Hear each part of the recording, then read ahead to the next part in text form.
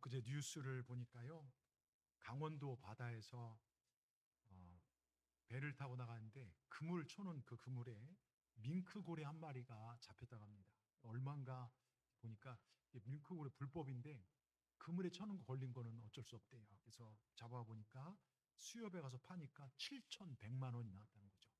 그러니까 꽁돈으로 7,100만 원을 벌었으니까 얼마나 그 배 주인이 기뻤을까요? 네, 여러분, 오늘 우리는 생명의 바다, 은혜의 바다, 축복의 바다에 왔습니다.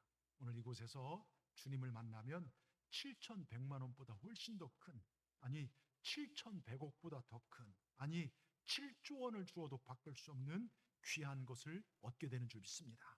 여러분, 생명을 얻게 되는 줄 믿습니다. 오늘 여러분, 지금까지 신앙생활 잘해오신 여러분 모두에게 놀라운 축복이 있기를 다시 한번 축원합니다. 그러려면요, 잘 집중해서 말씀을 들어야 돼요. 이제는 서울에서 큰 교회 목사님이 미국에 있는 대학의 이사회에 참석하러 갈 때 이 안내 방송을 잘못 듣고 엉뚱한 비행기를 타는 바람에 회의에 참석도 못하고 고생만 했다고 합니다. 근데 그분이 영어를 잘하신 목사님인데도 책 보느라 집중을 해갖고서 그 미국 항공에서 잘못했다는 거예요. 이분이 제가 있을 때 있었던 김선도 감독님이십니다. 여러분, 영국에서도요, 횡단보도를 건너다가 자동차에 치여 죽은 아이가 1년이면 4,000명에서 5,000명 정도 된대요. 그러니까 성별을 조사해 보니까 남자애들이 좀 더 많아요. 한 2,500명, 여자애들이 한 1,500명. 여자는 좀 남자보다 조심하고 남자애들 덜렁거리다 보니까 막 사고를 많이 당한다는 겁니다. 참 주의해야 하죠. 자, 잠언 16장 20절 말씀에 이렇게 말씀합니다. 삼가 말씀에 주의한 자는 좋은 것을 얻나니. 여러분, 삼가 말씀에 주의한 자는 좋은 걸. 여러분, 말씀을 잘 주의해서 듣고 말씀대로 잘 행하면 하나님이 여러분 인생에 좋은 것을 주실 줄 믿습니다. 자, 우리 교회를 오래 다신 분들도 있고 이제 교회 오신 지 얼마 안 되신 분도 있고요. 여러분, 말씀에 주의해야 될 줄 믿습니다. 교회는 오래 다니는데 행실은 하나님을 기쁘시게 하지 못한 사람들이 정말 우리 주위에 얼마나 많은지 몰라요. 교회를 오래 다니는데 말씀이나 설교를 안 붙잡고 자기 생각만 붙잡고 경험만 붙잡고 섭섭한 것만 붙잡고 사는 분들도 우리 주위에 참 많이 계십니다. 여러분, 오늘 늘 두렵고 떨림으로 우리 믿음을 잘 지켜나가시길 주의 이름으로 축원합니다. 아멘. 여러분, 정말 지금 우리가 투자하고 있는 이 소중한 시간을 통하여 그냥 왔다 그냥 가는 게 아니라 무엇인가를 가장 중요한 것을 얻고 돌아가시기 바랍니다. 지금을 사는 우리들에게 가장 소중한 것 중에 하나가 시간입니다. 매일 살아도 부족한 이 시간을 여러분, 주님께 오늘 드렸는데 가실 때 그냥 가지 마시고 귀한 것, 하나님의 복을 가지고 돌아가시기를 다시 한번 축원합니다. 서울에요, 명문대학교 한 철학과 교수가 인생에 대해서 깊이 생각하다가 고민에 빠졌어요. 처음에 사람이 어떻게 생겨났을까? 어떻게 인류가 시작되었을까? 이렇게 먹고 살다가 죽으면 그만인데 죽지 않을 수는 없을까? 아무리 고민해도 인생에 대한 해답을 찾지 못하자 답답해서 허무한 인생, 12층 아파트에서 자녀 둘 남고 부인 남겨놓고 떨어져 죽습니다. 아내와 자녀 남겨놓고 자살했어요. 여러분, 우리가 저와 여러분 보니까 하루하루 다 바쁘게 돈을 벌어먹고 살다 보니까 그냥 하루하루 살아가는데 생각해보면 참 허무한 게 인생입니다. 사람은 태어나면서부터 죽어가기 시작합니다. 우린 죽음을 향해 지금도 걸어가고 있어요. 운동선수, 건강한 사람도 죽고 학생도 죽고요, 여러분, 장관도 죽고 대통령 다 죽습니다. 회장이 되어도 죽더라고요. 판사가 되어도 죽고 병원 원장 돼서 수많은 사람 살린 사람도 때가 되니 죽더라고요. 여러분, 우리 다 오래 살고 싶지만 죽음은 언제 다가올지 내 앞에 있습니다. 104세 할아버지와요 99세 할머니가 아주 금실 좋게 살았대요. 104세까지 살았으면 이제 죽어도 여한이 없다 생각이 들지 않습니까? 근데 어느 날 할머니와 할아버지가 이런 이야기를 나누더래요. 여보, 영감, 왜 그래요? 하나님께서 우리 이름을 명부에서 빠뜨리셨나 봐요. 그래서 우리를 안 부르시나 봐. 그랬더니 할아버지가 쉿! 응? 하나님께 들으실라. 여러분, 할아버지 부부가 하는 이야기를 듣고 하나님께서 그들을 데려갈까 봐 할아버지가 할머니에게 아무리 조용해라고 씩씩거려도요 평생 살 수 없어요. 얼마 지나면 다 주님 품 안에 들어가게 되어 있습니다. 그 잘난 국회의원들이 지금 여야 얼마나 나눠졌습니까? 이 사람들이 합의를 해갖고서 여야 없이 하나가 돼갖고서 여러분, 죽음에서 자유롭고 영원히 사는 거를 그들이 합의해도 입법할 수가 없습니다. 세계 최고의 의학자들, 박사들이 연구실에 다 모여 AI로 뭐 회의를 해도요, 영생하는 길을 만들 수도 없습니다. 그런데요, 오늘 예배하는 우리가 예배드리는 그분께서, 주님께서 그 길을 우리에게 열어주셨습니다. 예수 그리스도십니다. 예수님께서 우리를 구원하러 이 땅에 오셨습니다. 그리고 이 땅에 천국 복음을 전하셨습니다. 그리고 우리의 모든 죄와 허물을 지시고 십자가에 달려 돌아가셨습니다. 그걸로 끝이 아니라 우리 주님은 3일 만에 부활하셨습니다. 죽음을 이기고 부활하신 분은 오직 예수님밖에 없습니다. 그래서 주 예수를 믿으면 우리에게 구원의 문이 열립니다. 오늘 그 주님께서 우리에게 7월의 마지막 주일에 인생의 마지막을 준비하라는 귀한 말씀을 우리에게 던져주고 있습니다. 오늘 숙제가 있어요. 이번 주는 돌아가셔서 마태복음 24장 25장을 꼭 한 번씩 읽어보시기 바랍니다. 아시겠죠? 자, 오늘 마태복음 24장과 25장에 나와 있는 말씀들은 마지막 때에 어떠한 믿음으로 살아야 하는지를 말씀하고 있기에 어느 때 읽어봐도 두렵고 무섭고 떨리는 말씀입니다. 또 현실에 막 안주하며 사는 우리들에게 너 그렇게 살면 안 된다, 따끔한 경고를 주는 게 오늘 말씀입니다. 자, 여러분, 세상이 막 복잡하게 전쟁, 지진, 또 폭염 돌아가더라요, 마지막 가면 두 가지예요. 천국 가는 사람, 지옥 가는 사람. 영원한 복을 누리고 사는 사람, 영원한 형벌을 받는 사람. 구원받는 사람, 구원받지 못한 사람, 딱 두 가지로 나눠집니다. 한쪽에는요, 영원한 기쁨이 있고 한쪽에는 영원한 고통과 슬픔이 있습니다. 저는 오늘 이 성전에 나와 예배하는 여러분 모두 그 누구도 빠지지 않고 영원한 축복, 영원한 기쁨, 구원받는 사람으로 서 있기를 주의 이름으로 축원합니다. 우리 옆분들 바라보면서 다 천국 가십시다 한마디 해주십시다. 여러분, 자, 오늘 말씀을 통하여 주님께서 가까이 오셨음을 깨닫고 정말 깨어있는 신앙이 되길 바라면서 무늬만, 그냥 교회만 몇 년, 몇십 년, 뭐 직분, 이건 정말 중요한 게 아닙니다. 진짜 내 내면과 삶이 예수님의 제자로서의 하나님이 성경이 원하는 삶을 살아내는, 그래서 마지막 때 주님께서 인정하시는 그런 신앙인들이 저와 여러분 되기를 바라면서 몇 가지 영적 교훈을 나누고자 합니다. 첫째, 우리 제목 같이 띄워주십시오. 때가 가까이 왔다라는 것입니다. 자, 3절에요, 제자들이 조용히 와서 주님 앞에 물어요. 3절에 보면 묻기를, 예수님, 마지막 때에 어떤 일이 일어나고 어떤 징조가 있겠습니까? 하고 물어볼 때 주님께서, 그래, 잘 질문했다. 2048년도 5월 14일에 내가 세상을 심판하러 재림할 것이다, 이렇게 말씀하지 않으셨어요. 잘 들으세요. 예? 어떻게 했냐면 미혹되지 말라. 4절부터요, 징조를 얘기하는데 정말 여러 가지 징조만 말씀하고요, 그 36절에 뭐라고 합니까? 그러나 그날과 그때는 아무도 모르나니 하늘의 천사도 아들인 예수님도 아버지만 안다고요. 그러면 사도행전 1장 7절에 뭐라고 써 있습니까? 때와 기한은 아버지께서 자기의 권한에 주셨으니 너희 알 바가 아니라 오직 성령의 충만함을 받고 땅끝까지 복음 전파하는 데 힘써라. 이게 마지막 때 승리하는 비결입니다. 그러기에 마지막 때요, 여러분 날짜 계산하려고 하지 마세요. 우리는 어떻게 하냐, 더 복음을 전해야 돼요. 제가 이 한 주간 제 차가 오래돼서 그러다 보니까 이상이 있어서 카센터 고치는데 카센터 사장님 붙잡고 내내 고친 옆에서 막 복음을 전했어요. 예수 믿어야 천국 간다고, 막 우린 다 일생 한 번밖에 끝이 있습니다, 막 하면서 막 천국 지옥 얘기도 하고 꽉 했더니 웃고 말더라고요. 또 헬스장 가서 또 아는 분 만나서 제가 일부러 안면을 터갖고서 우리가 운동하는 이유는 건강을 얻게 한 것처럼 예수 믿으면 천국에 갈 수 있습니다, 우리 사장님, 선생님 꼭 예수 믿어, 계속 복음을 전했습니다. 아주머니한테 복음을 전하고 복음을 전했어요. 여러분, 이게 마지막 때 정말 성령 충만받고 복음 전하는 것이 우리가 해야 할 삶인 줄 믿습니다. 특별히 성경에 예언된 징조들 중에요, 재림의 징조를 마태복음 24장을 통하여 거짓 선지자에 출현될 거고 큰 환란이 닥칠 것이고 이상 기온, 전쟁 등 다 하면서 이스라엘 회복까지도 말씀하셔요. 이스라엘 회복이요. 자, 33절을 한번 보십시다. 24장 33절 같이 읽겠습니다. 이와 같이 너희도 이 모든 일을 보거든 인자가 가까이 곧 문 앞에 이른 줄 알라. 자, 이 말은요, 지금의 징조 그리고 이스라엘이 회복되는 걸 보라는 거예요. 자, 이스라엘이란 나라가 멸망했다가 다시 살아난 것을 보거든 주님의 재림이, 마지막 심판이 가까이 왔다. 자, 마태복음 21장 19절에 보면 열매 없는 무화과 나무를 저주하여 뿌리까지 주님께서 말라 죽게 합니다. 여러분 잘 들어보십시오. 교회는 다니는데 열매가 없는 사람들이 있어요. 예? 겉에는 푸르요.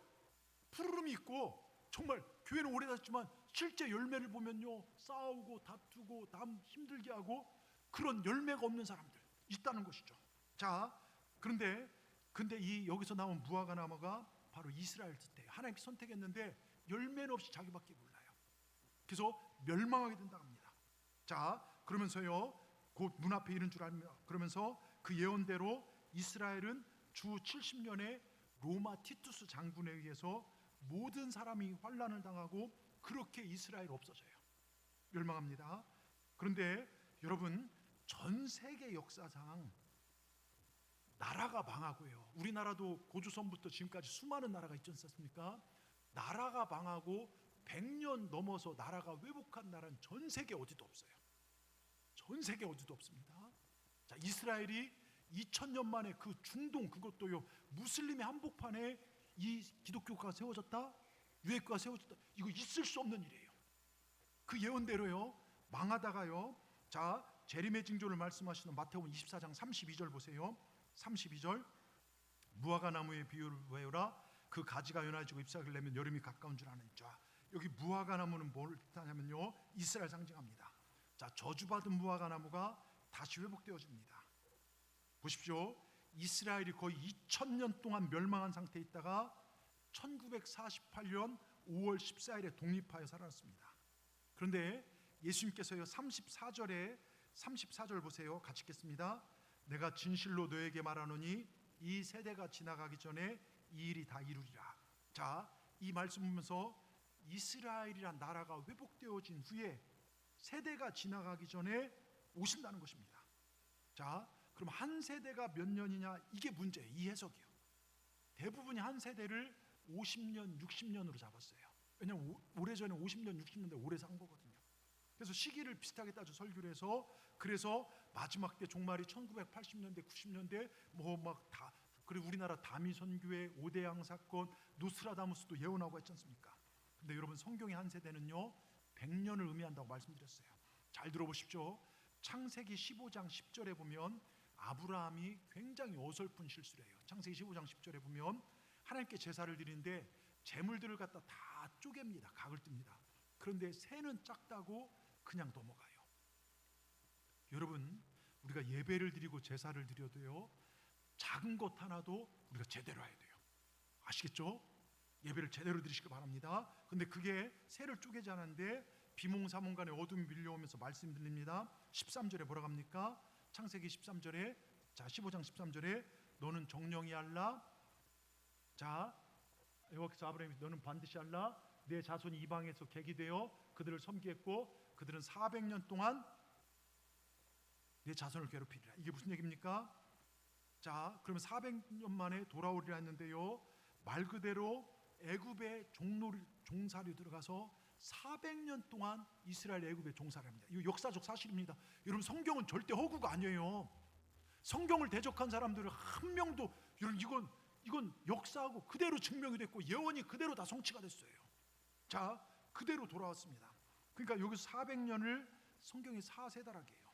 그러면 한 세대가 얼마입니까? 100년을 뜻합니다. 그러니까 그 연대를 정확하게 계산할 수 없는 것은 마태복음 24장 20절에 보면 그날을 감하지 않으면 구원받을 자가 없느니라.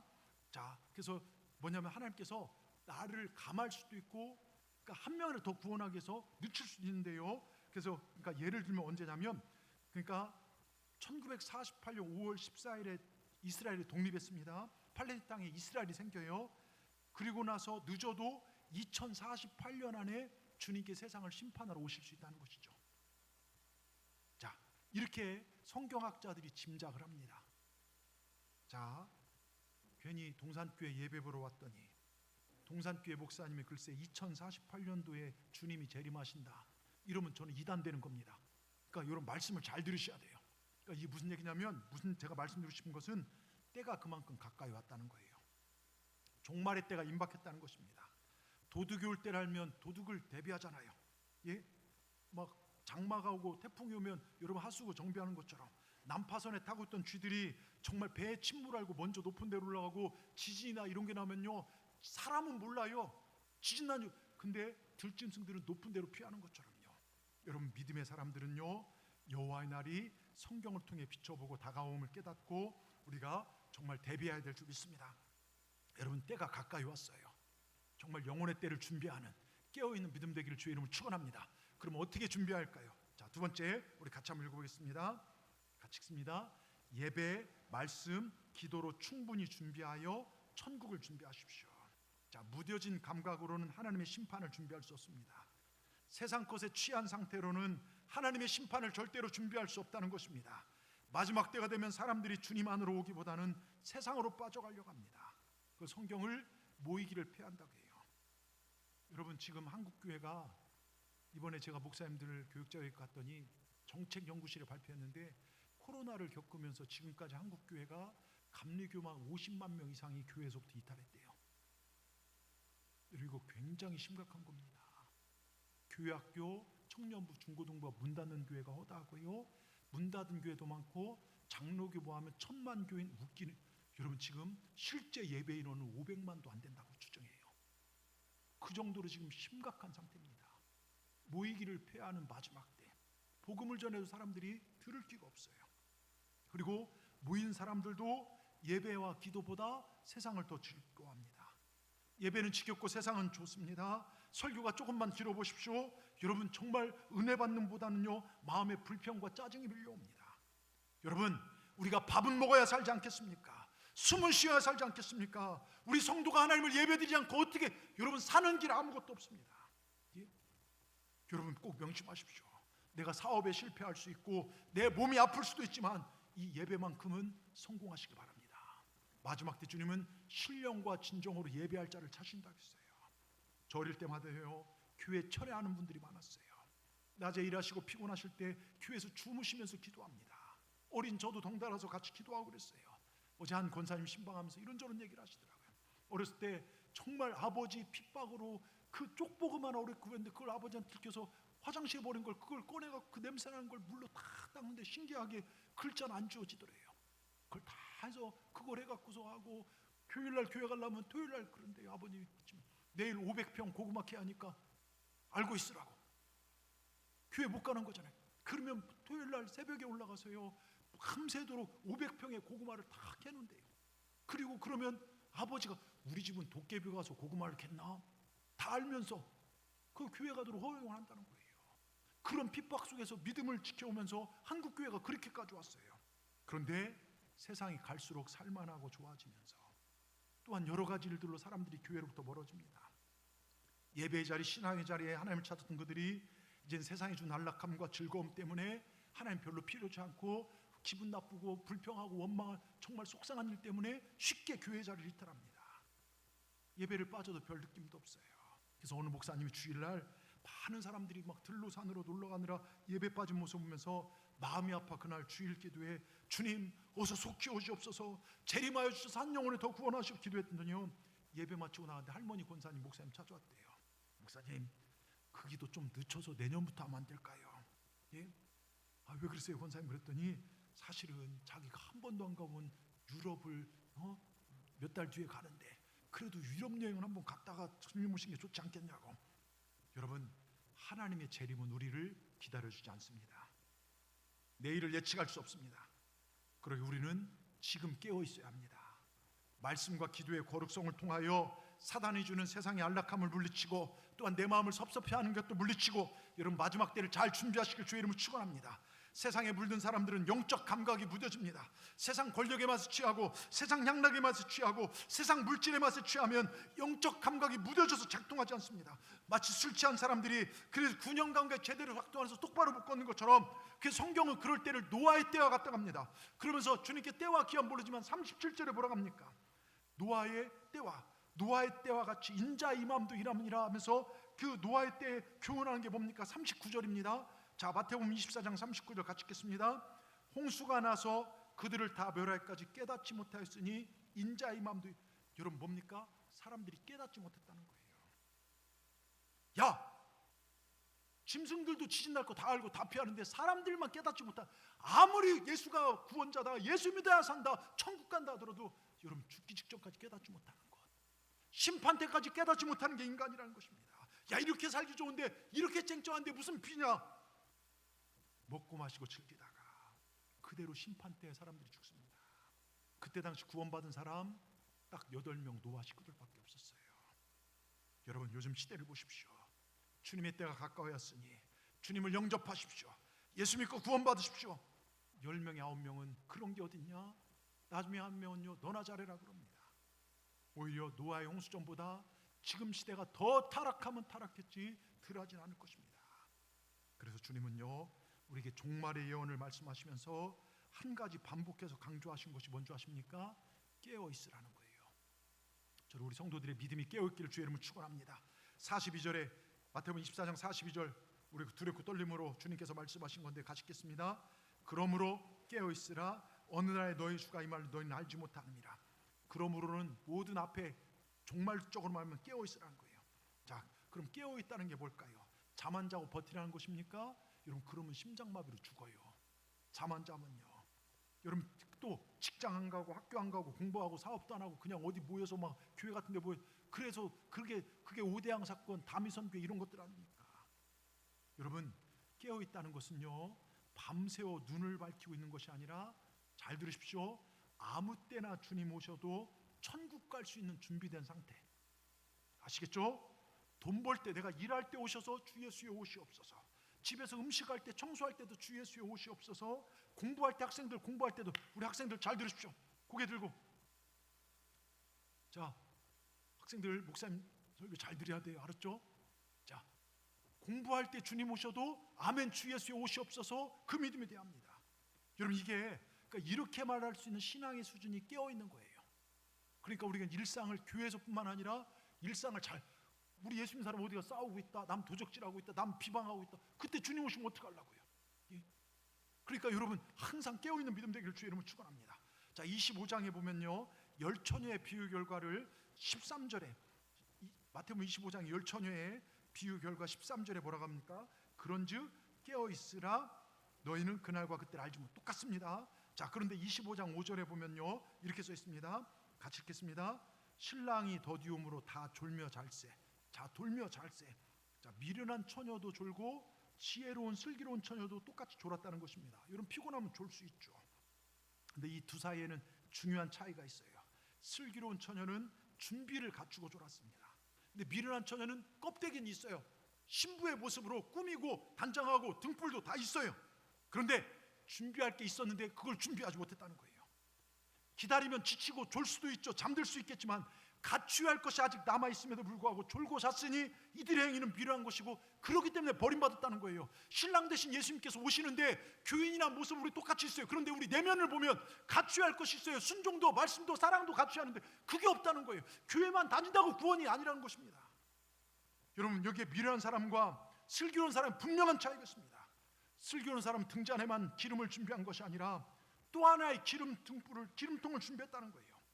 여기서 할 수 있듯이 우리가 천국을 준비하되, 예수 모실 걸 준비하되, 마지막 종말을 준비하되, 준비로 끝나는 껍데기의 모습이 아니라 충분하게 갖추고 사시길 바랍니다. 예배를 더 사모하시길 바랍니다. 그리고 더 사랑하고 사시길 바랍니다. 더 선하게 사시길 바랍니다. 말씀과 기도에 더 집중하시길 바랍니다. 그냥 행했다가 아니라 주님이 만족하도록, 내가 드린 예배가 주님을 만족시키도록요. 제가 몇 번 얘기했지만, 예전에 신학교 시절 교육전사로 봉사할 때 집에서 준비를 하고 나옵니다. 어머니가 사주신 양복 입고 구두도 신고 머리에 막 스프레이 뿌리고 탁 가방도 멋진 거 들고 교회로 갑니다. 제가 섬겼던 교회는 평택입니다. 기차를, 저는 산울동굴 대전이라요, 기차를 살려고 보니까 지난주까지 4,800원이었어요. 근데 그 사이에 300원이 오른 거예요. 5,100원이 됐습니다. 저는 수중에 5,000원짜리 한 장만 딱 있었어요.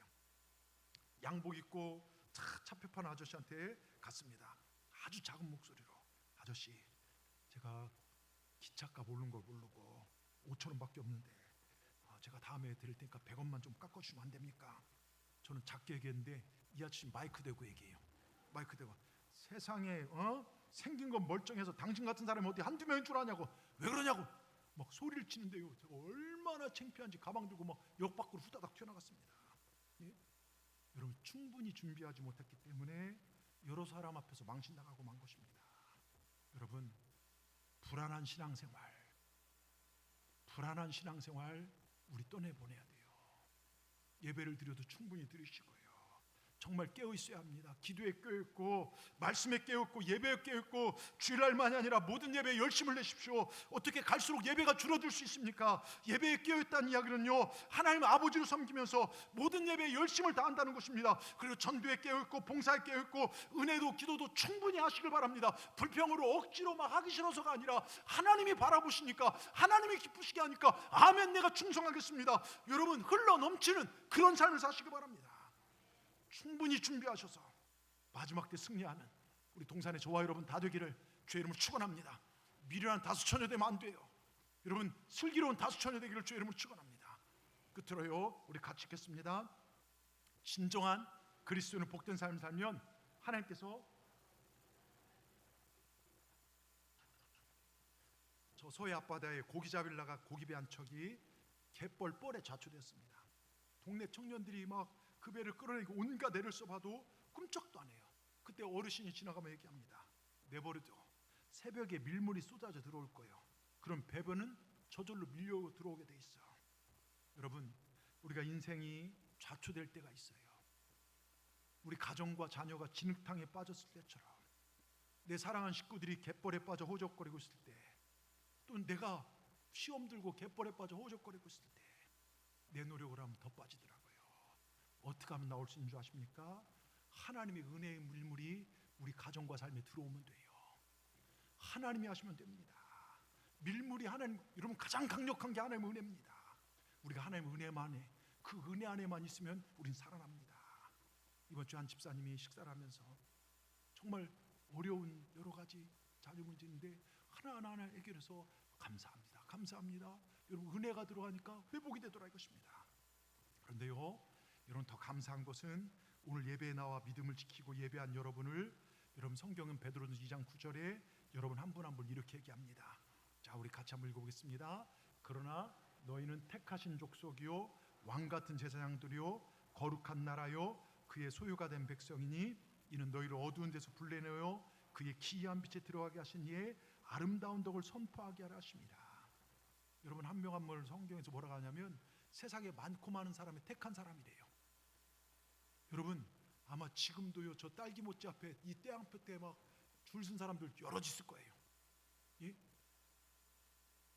여러분, 하나님 택한 사람들은 이 성전에 나와서 정말 여수의 여러 교회나 우리 교회 나와서 예배 드릴 거예요.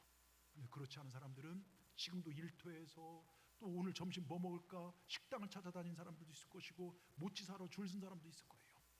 근데 여러분, 이 성전에 나와 예배한 거, 이게 얼마나 감격입니까? 왕같은 제사장으로, 우리 모두 왕같은 제사장입니다. 하나님 나라의 거룩한 백성입니다. 여러분, 내가 아니요, 주님이 여러분을 택하셨다는 것입니다. 여러분 인생 힘들고 괴로울 때 그 주님께 기대시길 바랍니다. 나를 택하신 주님이 나와 함께 하십니다. 아멘. 이걸 믿으시길 바랍니다. 여러분, 미국에요, 오랫동안 한인교회를 콜로라도에서 목회하던 목사님이 은퇴하시고 한국에 돌아오셨어요. 근데 이분 얘기가 재밌는 게, 귀국을 앞두고 한국에서 이제 한 30년 목회하시다가 한국으로 돌아오시면서 집안의 모든 짐을 정리하기 시작했대요. 창고를 열어보니, 야, 이건 언젠가 내가 꼭 사용할 것 같아서 아껴둔 물건들, 세일할 때 필요 없음에도 이렇게 싸다는 이유로 사뒀던, 언젠가 쓰겠지 사뒀던 물건들, 야, 이건 추억이 있어, 추억 때문에 버리지 못했던 물건들이 창고 안에 한가득 쌓여있더래요.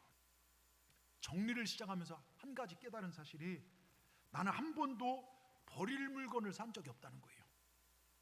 모든 물건은 다 이유가 있어 샀고, 꼭 필요하다고 생각했고, 언젠가 사용할 것을 믿었지만 대부분 다 버리고 한국에 왔다는 거예요. 그래서 트럭 몇 대 분량을 기부하고 수많은 짐을 버렸다는 것입니다. 그러면서 집 정리를 마친 후 목사님이 이런 생각이 들더래요. 집안에 이렇게 불필요한 것들이 많았는데 내 마음속에 천국에 들어까지 불필요한 것들이 얼마나 많을까, 쌓여있을까.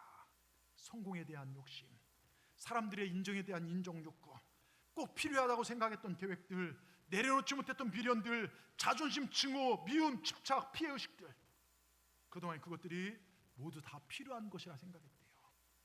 하지만 인생을 정리하는 시간을 지나면서 비로소 알게 됐다는 겁니다. 내가 정말 붙들어야 할 것은 물건도 성공도 추억도 사람들의 평가가 아니구나, 하나님만이 영원하고 하나님 한 분이면 충분하구나. 여러분, 그렇습니다. 정말 우리도 이사할 때가 올 거예요. 이 땅의 삶을 다 내려놓고 주님이 천국으로 이사하면 여러분 다 뭘 가지고 가시겠습니까? 추억을 가지고 가시겠습니까? 이 물건 가지고 가시겠습니까? 여러분 권력 가지고 가시겠습니까? 아니에요. 하나님 한 분, 예수님을 향한 믿음밖에 없습니다. 여러분, 이 믿음 가지길 주의 이름으로 축원합니다. 그 주님이면 충분합니다. 주님 한 분 붙들고 사시기 바랍니다. 서커스단에서요, 공중 고개사가 혼신을 다해 공중에서 그네를 타고 쫙 하다가 쫙 뛰어서 팔을 쭉 뻗은 채 몸을 던져 나올 때 그 고개사를 받아준 사람이 받아줘야 됩니다. 여러분 보세요. 나름 애쓰며 여러분 살아온 여러분 인생살이에서 여러분이 힘들고 괴로울 때, 그 어떤 때라도 여러분들이 기대어 울 수 있도록 어깨를 내줄 만한 분이 여러분 인생에 계십니까? 내 삶이 고달프고 곤고할 때 내가 손을 뻗으면 잡아줄 만한 누군가가 계시냐 이겁니다. 그리고 내가 힘들 때마다 나를 받아주실 사랑의 품이 계십니까? 여러분, 우리에게 그런 분이 계십니다. 내 괴로운 현실 속에 찾아와 주시고 겪지 않아도 될 아픔을 우리 함께 겪으시며 아파해 주시는, 십자가에 죽으신 예수님의 끝까지 포기하는 사랑이 우리에게 임했고, 그 사랑이 우리를 거룩한 나라 하나님의 백성으로 삼은 줄 믿습니다. 여러분, 주님 우리의 산소망 되십니다. 따라하십시다. 주님은 살아있는 나의 소망이십니다. 여러분, 그 주님만을 꼭 붙드시기 바랍니다. 이게 마지막 때 승리하는 거예요. 내 창고에, 내 가슴에 아무리 많은 걸 쌓아놔도 그게 나를 구원하는 게 아닙니다. 오직 주님만이요. 여러분 보세요.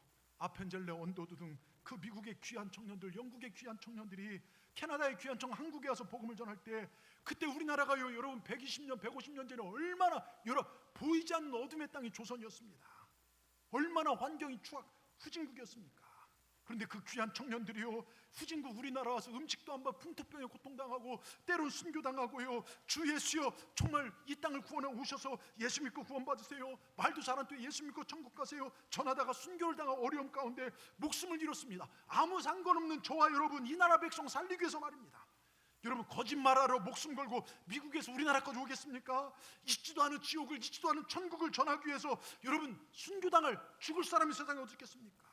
베드로, 요한, 야고보를 비롯한 수많은 사도들이 있지도 않은 천국, 있지도 않은 지옥을 전하다가 여러분 톱에 켜 죽고 불에 타 죽고요, 그럴 수 있냐 이겁니다.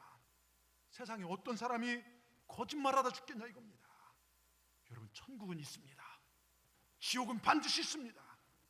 그러니까 예수님 잘 믿으십시오. 여러분, 예수님만 믿으면 누구든지 영생을 얻고 천국에 들어갑니다. 오늘 여러분 다시 한번 예수님에 대한 확신 있는 분들은 더 확증을 가지십시오. 그리고 이 확증이 없는 분들, 교회 오래 다녀도요, 이 확증이 죽어도 천국 갈지 몰라요. 오늘 그 확증 가지십시오. 예수님만 잘 믿으십시오. 예수님 나의 구원자라는 사실을 믿으시길 바랍니다. 여러분 중에 어떤 분은요, 내가 예수님 잘 믿으면 생활이, 교회에서 봉사도 많이 하고 그냥 예배도 드려야 하고 직장, 사회생활 방해가 될 때, 여러분 이렇게 하면 그 진짜 큰 후회입니다. 제가 이번 주 전도하다 사업하신 분인가 봐요. 복음 얘기하다 보니까 예전에 좀 다녔는데 요즘 뭐 일요일 되면 출장도 많이 가고 뭐 토요일 저녁에 접대도 하다 보니까, 여러분 출장 많이 가고 접대도 하고 좋아요. 근데 심판 앞에 그게 날 구원할 수 있냐 이거예요. 예? 여러분, 미국에서요, 우리나라 유명한 하이테크 사업을 해서 억만장자 1,000억이 넘는 돈을 벌어갖고서요, 그 캘리포니아 바다가 보이는 부자들 사는 데 있지 않습니까? 집을 줘서 수영장까지 있고요, 집안에 테니스 코트까지 있대요. 예? 거기서 살다가요, 막 스포츠카 타고 막 자신감 있게 사는데 그 위에다 미국 사람이 돈 더 벌어 더 좋은 집을 짓더래요. 그러니까 막 스트레스 받아서 내가 우리 집이 좋았는데 저 집이 확 하다가 그래도 막 운동하다 아내랑 조깅하고 뒤에 샤워하다가 심장마비로 50살에 죽었대요. 여러분, 갈 때 100원도 못 가져갔어요. 6.25 때요, 실제 한 부인이 피난 가면서 재봉틀을 머리에 이고 아이는 뒤에 퍼대기를 업고 막 했어요. 왜냐하면 재봉틀로 자기가 기술 있어 먹고 사니까 재봉틀이 밥줄이니까 가다 보니 강을 건너야 했대요. 물이 재봉틀이 들어가서도 조심조심 걸어갔습니다. 재봉틀 물이 안 들어가. 아이고 다행이다. 뒤돌아보니 애가 물에 빠져 죽어 있더래요. 여러분, 재봉틀로 먹고 살지만 뭐가 더 중요합니까? 아기가 더 중요하죠. 재봉틀 하다 아기 죽었어요. 사업, 직장 다 중요하죠. 근데 이게 내 영생보다 중요하지 않아요. 여러분, 그것 때문에 하나님 믿지 못하면 나중에 영원토록 후회할 것입니다. 꼭 명심하여 드시기 바랍니다. 또 하나요, 인생이 내 계획대로 안 되더라고요. 우리 중에 목사님 제가 계획대로 했으면 저는 지금 강남 살 겁니다, 이런 분들 있어요. 저는요, 앞으로 얼마나 더 살지 몰라요. 근데 제 계획은 말씀드리지만 여러분 기도해 주세요. 저는 120살 살기를 원해요. 예? 그때까지 감기도 안 걸리고 질병도 안 걸리고 정말 잠도 푹 자고 자녀들 뜻대로 잘 커주고 안 아프고 살았다는 게 제 계획인데 저도 감기 잘 걸려요. 예? 호르몬도 막 이상하기도 하고 몸도 아프기도 하고요. 그리고 무릎도 아프기도 하고요. 계획대 그 저희 아들 놈은요, 감기를 더 잘, 요즘 전화 통화하면 기침 켈렉켈렉거려요. 예? 여러분 보세요. 우리가 50년 더 살려고 생각하지만 내일 갈지 모르는 게 인생입니다. 그러기에 오늘 살다가 주님 오시더라도 주님 맞을 준비하는 신앙생활 하시기 바랍니다. 교회 생활뿐만 아니라 가정에서도 더 성실하시고 더 사랑하시고 사시기 바랍니다. 마지막에 세상을 떠날 때요, 여러분 잡을 것이 돈입니까? 권력입니까? 명예입니까? 자녀입니까? 마지막에 죽을 때 잡을 것은 명함의 이력서면 아무것도 아닙니다. 파스테르 아시죠? 광견병 예방약을 만들어 인류를 도운 그 유명한 파스테르가 세상을 떠난 한 손으로는 사랑했던 아내를 붙잡고 한 손으로는 십자가를 붙잡았다는 거예요. 우리가 마지막 때 붙잡을 건 오직 예수님밖에 없습니다. 우리 학생 잘 들으십시오. 예수님 붙잡으십시오. 예수 외에는 구원받을 만한 다른 이름이 없습니다. 여러분 보세요. 정말 아내 손을 잡으면요, 아내가요 마지막 저희 아버지 돌아가실 때 저희 어머니 옆에 있어도 어떻게 할 수가 없어요. 자녀인 제가 있어도요 구원할 수가 없어요. 누가 나를 구원해 줄 수 있습니까? 돈이요 권력이요 자식 아닙니다. 우리를 구원하실 분은 오직 예수. 그래서 예수님 잘 믿으십시오. 그 예수님을 잘 붙잡는 여러분 되시길 주의 이름으로 축원합니다. 서울의 어떤 공원에요, 85세 된 할아버지가 막 운동을 늘 조깅하고 운동하니까 자기를 60대로 착각했어요. 나 이 정도면 뭐 관절도 좋고 깨끗하니까 하늘 길을 가는데요, 예쁜 아가씨가 탁 핸드백을 들고 막 이렇게 쭉 걸어오는데 아가씨 보고 내가 오늘 저 아저씨한테 내가 몇 살처럼 되면 물어봐야지. 딱 갔습니다. 딱 썼습니다. 아가씨 걸어오는데 아가씨 너무 반가워요. 아가씨한테 물어볼 게 있어요. 아가씨 내가 몇 살 돼 보여요? 아가씨가 이러보더니 85세잖아요. 그러니까 아가씨 그걸 어떻게 알아요? 그걸 내가 85세인지 어떻게 알아요? 아니 어제도 어때도 똑같이 물어봤잖아요, 그러더랍니다. 여러분 건강한 것 같지만요 금방 건강 지나갑니다. 여러분 인생은요 금방 지나가는 것임을 기억하시기 바랍니다. 제가 동산교회 온 지 거의 13, 14년 정도 이렇게 하는데 어제 이제 저녁에 기도하면서 많은 분들이 생각나더라고요. 우리가 같이 신앙생활했던 민 권사님, 이정재 권사님, 또 같이 있다가 나가신 분들, 뭐 떠난 분들, 돌아가신 분들, 지금 벌써 여러분 봉두에 가면요 이 납골당이 이쪽에 있고 저쪽에 있는데 벌써 속회를 차려도 거기 몇 속회가 될 거예요. 처음에 왔을 때 우리 교회 우리 권사님들 얼마나 다 젊고 고우셨습니까? 어느덧요 정말 50대가 60대, 70대 되고 70대가 80대가 되고, 여러분 이 세월은요 금방, 저 그렇게 오래 아닌 건데 벌써 10몇 년 있더라고요. 여러분 세월이 이렇게 금방 지나갑니다. 그리고 엊그제는 제가 서원자 권사님 말씀드렸죠. 박문 권사님 굉장히 보고 싶더라고요. 차 타고 오는데 여기 오는데 지난번 저 밑에서 권사님 만나서 이런저런 얘기했던 게 있어서, 근데 안 계세요. 갑자기 주여 그러니까 제가 여러분 이게 인생이란 것이죠. 여러분 우리 인생의 끝이 있다. 그런데요 잘 들으십시오. 벌써 2020년 7월 마지막 주일입니다. 이런 끝인 인생에게 최대의 축복은요 돈 많이 버는 게 아니에요. 하나님께서 우리를 사랑하셔서 독생자를 죽이시고 우리를 구원해 주셨다는 것, 여러분 예수 믿고 구원받는 것이 최대 축복입니다. 그리고 하나님께서 이 거룩한 성전에 우리를 불러주셔서 우리가 하나님을 예배하고 우리를 통하여 우리 아버지 하나님 영광을 받으시고 하늘문을 활짝 열어주셔서 우리를 축복해 주신 것, 이게 가장 큰 축복입니다. 여러분 우리의 축복이 어디에 있습니까? 하나님 믿고 하나님 자녀가 되는 것 아닙니까? 교회 나와서 내가 이 두 발로 나와서 하나님을 예배하는 것 아닙니까? 그리고 교회 봉사하고 섬기는 것 아닙니까? 우리가 내 주위에 나가서 복음을 전하는 것, 이것만큼 큰 복이 어디 있겠습니까? 예수님 나의 구주 되는 것, 이것만큼 큰 복이 어디 있습니까?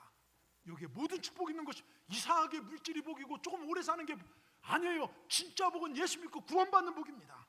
여러분, 이 주일 성수는요, 하나님의 복을 받는 시간입니다. 은혜 받는 시간입니다. 그래서 여러분, 이 자리가 축복의 자리임을 믿으시길 바랍니다. 이 축복을 잡는 기회를 놓치지 마시길 주의 이름으로 축원합니다. 여러분, 믿음의 사람들에게 최악이란 게 있을까요, 없을까요? 없어요. 가끔 목사님, 저 최악입니다. 예? 여러분, 어떻게 하나님과 함께 하는데 최악이 됩니까? 잠깐 어려울 수 있지만 주님 안에 있으면 주님께 가장 선한 길을 인도하십니다. 여러분 보세요. 유태영 박사님 아십니까? 유태영 박사, 옛 어르신들은 아실 건데요, 이분이요, 전에 있던 교회 간증한 걸 제가 들었어요. 본인은 이 세상에서 제일 가난했다고. 그러니까 옛날 6.25 뭐 전쟁 그 전에 태어났어요. 그래서 정말 어르신인데 정말 가난한데, 그 당시 가난했던 것은 일반적 가난이고 자기는 특별히 찢어지게 가난했대요. 머슴의 아들로 태어나서 찢어지게 갔던 아주 특별한 거지처럼 우린 살았다고. 그리고 우리 집안에 국민학교 1학년 나온 사람도 없다는 거예요. 그 정도로 못 살았다는 겁니다. 예? 그런 가정에 태어났지만 자기의 낙이 딱 하나 있대요. 그게 뭔지 아십니까? 하나님 만나서 교회 가서 하나님 만나고 예배 드리는 것이 낙이었대요. 배운 것도 없어요. 머슴살이에요. 근데 교회 가서 예배 드리면서 이분에게 소망이 생겼습니다. 어려서부터 하나님 잘 믿고 믿음으로 살아서 하나님께서 길을 열어줘서 이스라엘 거의 초대 유학생이에요, 이분이요.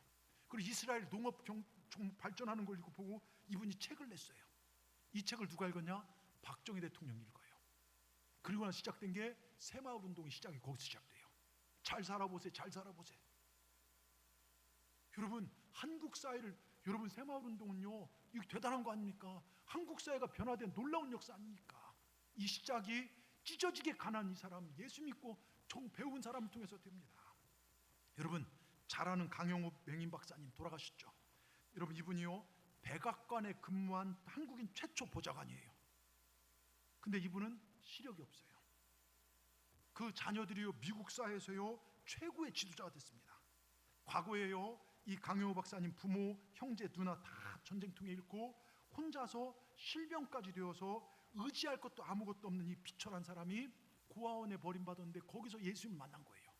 교회 가서 예수님 만나고 하나님 의지하여, 여러분, 이런 세계적인 인물이 될지 누가 생각했습니까?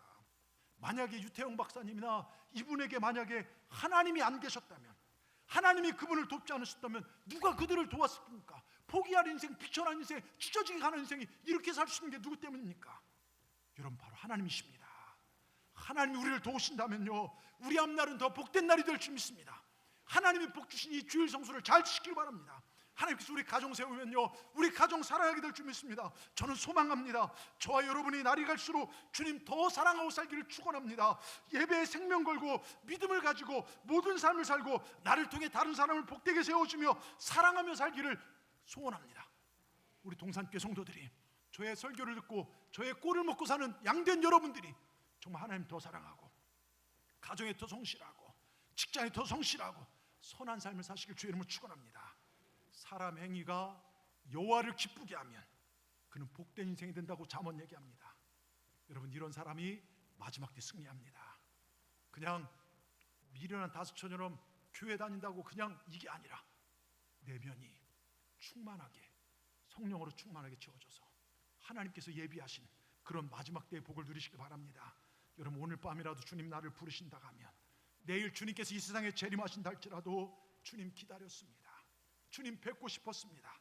아멘. 주 예수여 어서 오시옵소서. 후련히 하늘의 천군 천사 나팔소리와 함께 나와 맞이할 때 우리가 주님을 맞이할 수 있는 복된 동산의 성도들, 복된 여러분 되시기를 주의 이름으로 축원합니다. 축원합니다. 기도하겠습니다. 하나님 감사합니다. 무더위와 폭염 속에서도 이 거룩한 주일을 구별하여 주님 전에 올라온 사랑하는 우리 동산의 성도들에게 오늘 마태복음의 종말론인 24장을 통하여 종말의 징조와 재림의 징조, 그리고 이러한 말세 때에 우리가 취해야 할 모습을 우리에게 말씀으로 가르쳐 주시니 감사합니다. 우리 모두가 마지막 때가 가까이 왔다는 걸 깨닫고 내 영혼의 때를 준비하는 믿음을 주셔서 주님의 날이 가까이 있음을 알게 하시고 그 날을 준비하는 지혜로운 우리 삶이 되게 하여 주시옵소서. 예배와 말씀과 기도와 순종과 사랑에 깨어있게 하시고, 그리고 정말로 시대를 정말로 분별하며 주님 오심을 준비하는 사랑하는 성도들 다 되게 하여 주셔서 호련히 하늘의 천군 천사의 나팔 소리와 함께 세상을 심판하신 주님 오셨을 때 나와 맞으라 외칠 때에 그 자리에 서지 못하는 불행한 자들 한 명도 없도록 깨어있는 믿음 되게 지금 이 순간을 잘 살아내가는 우리 동산의 성도들 될 수 있도록 주님 우리를 이끌어 주시옵소서. 복된 교회, 복된 성도들로 우리를 삼아 주시옵소서. 예수님의 이름으로 감사하며 기도드리옵나이다. 아멘. 우리 찬송가 176장 부르시면서 준비하신 예물을 행복한 마음으로 주님 앞에 올려드리도록 하겠습니다.